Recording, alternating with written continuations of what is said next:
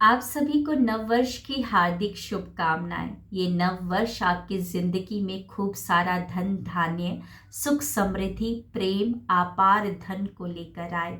बहुत सारी खुशहाली को लेकर आए, खुशखबरियों को लेकर आए। आपकी तिजोरी हमेशा पैसे से भरी रहे, यही मेरी मनोकामना है। आज हम बातचीत करने जा रहे हैं सेल्फ लव के ऊपर।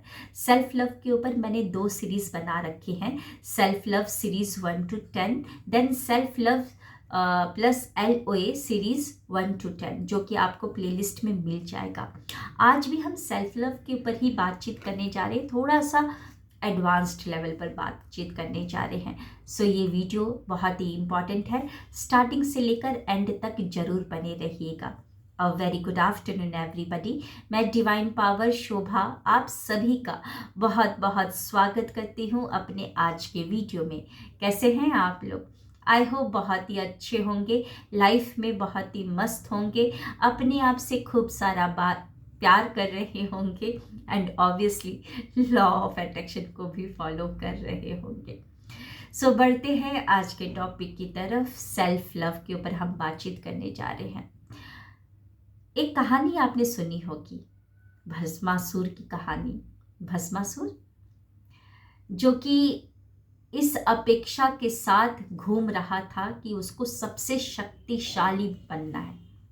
तो उनकी मुलाकात होती है नारद मुनि जी से। तो नारद मुनि जी ने बोला कि तुम ऐसा करो, शिव जी की आराधना करो, शिव जी की तपस्या करो, शिव जी तुमको वो वरदान दे देंगे, तुम सबसे शक्तिशाली बन जाओगे। तो उसने ऐसा ही किया, वो बैठ गया और कई सालों तक घोर तपस्या किया। और हमारे भोलेनाथ शिव जी एक दिन उसकी तपस्या से प्रसन्न हो जाते हैं और उसके सामने प्रकट हो जाते हैं। तो जैसे ही वो प्रकट होते हैं शिव जी, तो उसकी आंख खुलती है और वो बोलता है कि मुझे सबसे शक्तिशाली बनना है, मुझे एक ऐसा शक्ति दे दो कि मैं जिसके ऊपर भी हाथ रखूं और वो इंसान या कोई भी वस्तु, कोई भी चीज जल के भस्म हो जाए।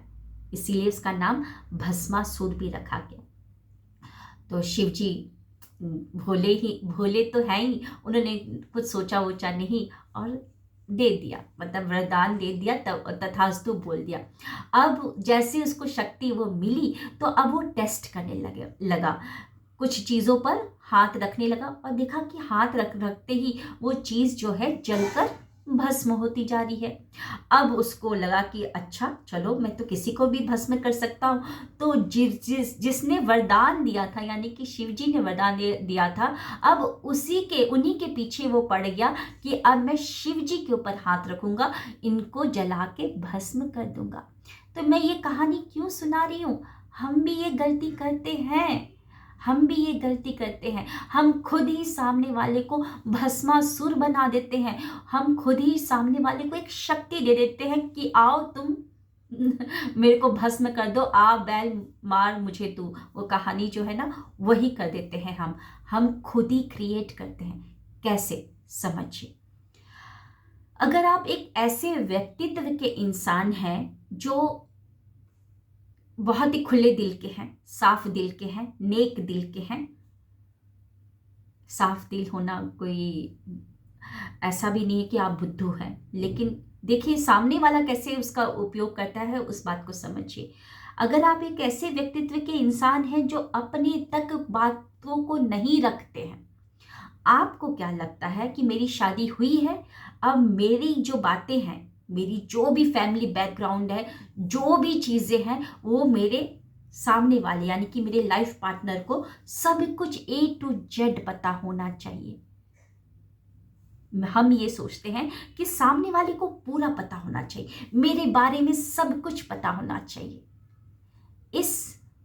इस इच्छा से हम अपनी सारी टेप रिकॉर्ड ऑन कर देते हैं और सारा बैक टू बैक धीरे धीरे बोलते जाते हैं और हमको लगता है कि सामने वाला हमको बेटर समझेगा, वो मुझे समझेगा, अच्छे से समझेगा, क्योंकि शादी हुई है। और जो है कितने, मतलब कि अगर आपका लव मैरिज हुआ है या अरेंज मैरिज हुआ है, कुछ भी, लेकिन हम ये सोचते हैं कि सामने वाले को, मेरे लाइफ पार्टनर को या फ्रेंड को, ससुराल वाले को पता होना चाहिए।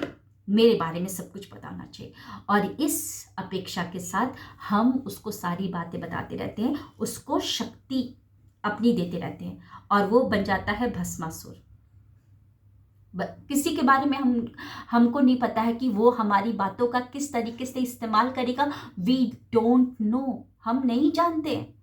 वो तो सारी चीज़ें, पूरा रिकॉर्ड, पूरा डाटा लिए जा रहा है, लेकिन आपको नहीं पता है कि आप उसके लिए पायदान बन रहे हो, कालीन बन रहे हो। आप एकदम अपने आप को बिछा देते हो, और वो रौंदता है आपको बाद में। सही समय जब आएगा ना, जब आपने कुछ ऐसा किया, मन मुटाव हुआ या कुछ गलत सलत बोल दिया, तो अब वो उस सारे रिकॉर्ड को जो आपने पूरा प्ले किया था, अब उसको रिप्ले करेगा, और उसमें मिर्च मसाला एडिटिंग करके रिप्ले करेगा। तो हम खुद ही भस्मासुर बनाते हैं सामने वाले को। नहीं बनाना है भस्मासुर। हमको नहीं पता है, फ्यूचर के बारे में कुछ नहीं पता है। आज पता है कि सामने वाला है मेरा साथ देगा, हमको नहीं पता। हम पावर दे रहे हैं, हम बिछ जाते हैं सामने वाले के लिए।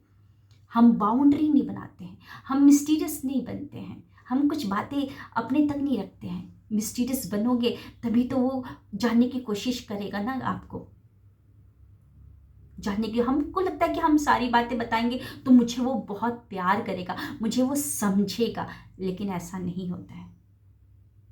होंगे हजारों करोड़ों में कोई एक या दो जो अपने तक बातें रखेंगे, लेकिन इस कलयुग में तो नहीं है। 99% ऐसे ही लोग हैं जो कुछ भी, कितना भी करीबी रिश्ता क्यों ना हो, वो आप अपने तक बातें को नहीं रखते हैं।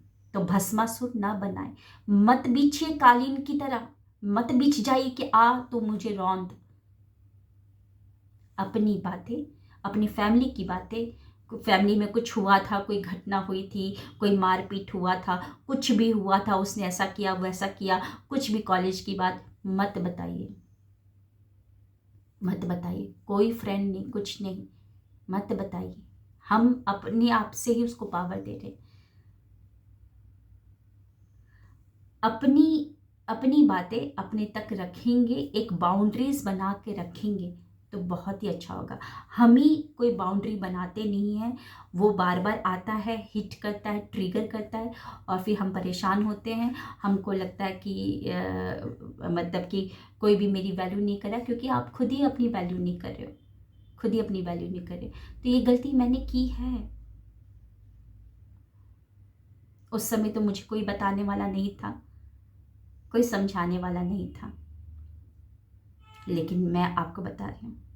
अब शिव जी के पीछे तो भाग गया था भस्मासुर, भाग रहा था कि अब मैं उसके ऊपर हाथ रखूंगा और जला के भस्म कर दूंगा। तो वो किसके पास गए थे? विष्णु जी के पास। और विष्णु जी ने क्या रूप लिया था? मोहिनी का रूप। तो उनके पास तो विष्णु जी थे, आपके पास कौन है? कौन है आपके पास? मत बिछिए पायदान की तरह। कितना सहमत है इस वीडियो से जरूर मुझे बताइएगा। मिलते हैं नेक्स्ट वीडियो में। Thank you, wish you wealth.